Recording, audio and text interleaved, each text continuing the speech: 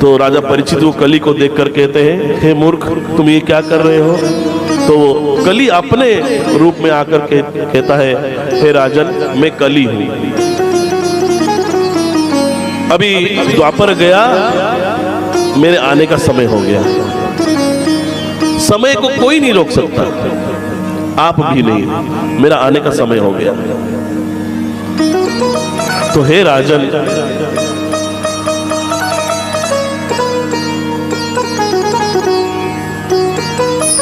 मुझे आना जरूरी था, इसलिए आ गया।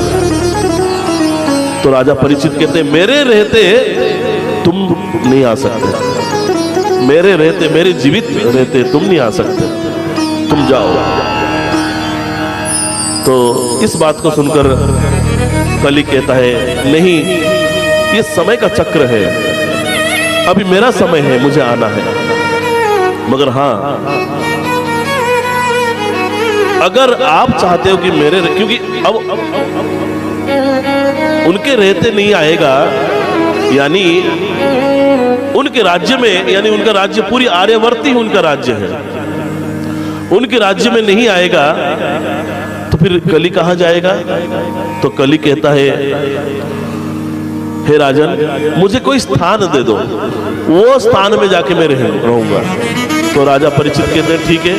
कली यानी कलह का स्थान, कलह का स्थान।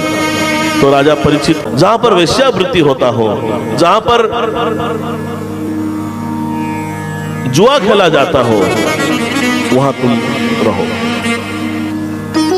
जहां व्यभिचार हो, जहां पापाचार हो, जहां दुराचार हो, वहां पे तुम्हारा स्थान है।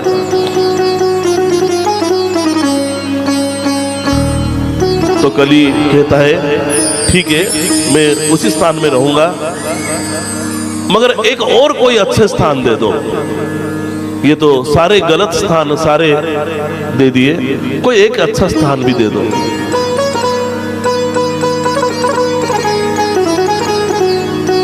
तो राजन सोचते हैं कि जो सोने में रजगुण का वास होता है, सोने में, तो जाओ, तुम सोने में भी रह सकते हो। अब सोने में रह सकते हो जैसे कहा। अब देखिए, ये सोना चांदी पैसे कौड़ी जर जरूर और जमीन, इन तीनों के पीछे ही तो सब लड़ाई है। तो जैसे कहा तुरंत कली खुश हो गए और जाकर उस मुकुट में सवार हो गए, राजा की उस मुकुट में जाकर सवार हो गए। जैसे मुकुट में सवार हो गए, आज राजा परीक्षित का मन विचलित हो गया। वो शिकार खेलने के लिए आगे बढ़ते हैं तो उन्हें प्यास लगी। जब प्यास लगी तो वो एक आश्रम जाते हैं, वो जंगल में एक आश्रम होता है, उस आश्रम में जाते हैं। वो आश्रम समीक ऋषि जी का आश्रम था। उस समीक ऋषि के आश्रम में जब वो जाते हैं तो जो ऋषि समीक, वो ध्यानस्थ थे, ब्रह्मलीन थे। ये देखकर वो कहते हैं, हे ऋषिवर, मुझे प्यास लगी है, मैं इस राज्य का राजा हूं, मुझे पानी दो। फिर भी उन्होंने नहीं उठा। ऐसे 2 बार 3 बार कहा, 4 बार कहा, फिर भी नहीं उठा। तो उनको अब कली के प्रभाव से उनको लगा, नहीं तो वो इतना धर्म प्रेमी है, उन्हें कभी नहीं लगता, मगर उस कली चूंकि सिर में बैठा हुआ है, उसी प्रभाव से उनको ये लगा कि ये कोई पाखंडी है, ये मेरी बात नहीं मान रहा है, ये कोई पाखंडी है। ऐसा उनको मन में भावना आई। तो उन्होंने क्या करा, एक मरा हुआ एक सांप पड़ा था, तो अपने तीर में उस सांप को उठाया और उस समीक ऋषि के गले में डाल दिया।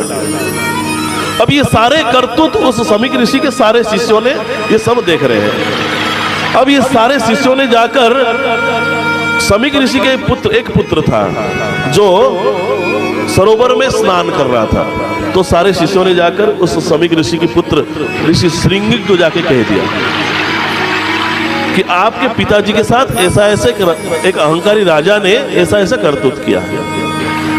अब बिना सोचे समझे, बिना जाने, बिना देखे, आज जो श्रृंगी, जो ऋषि श्रृंगी, उन्होंने क्या करा, स्नान कर रहे थे, तुरंत हाथ में जल लिया और कहा कि जो भी वो अहंकारी राजा हो, जो भी क्यों ना हो, जिसने मेरे पिताश्री के साथ ऐसा व्यवहार किया, वो 7 दिन के अंदर अंदर, 7 दिन के अंदर अंदर उसका तक्षत नाग के डसने पर उसका मृत्यु हो जाए, ऐसा करके उसने जल छोड़ दिया।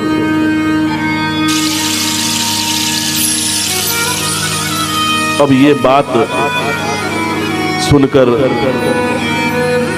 जो है सारे शिष्यों ने जब ऋषि शमीक जी के पास आए, अब ऋषि शमीक जी का ध्यान खुलता है तो ये सारे वृतांत तो उनको सुनाते हैं। सुनाने के बाद आज शमीक जी पूछते हैं श्रृंगी से, क्या तुमने उस राजन को देखा, क्या तुम जानते हो?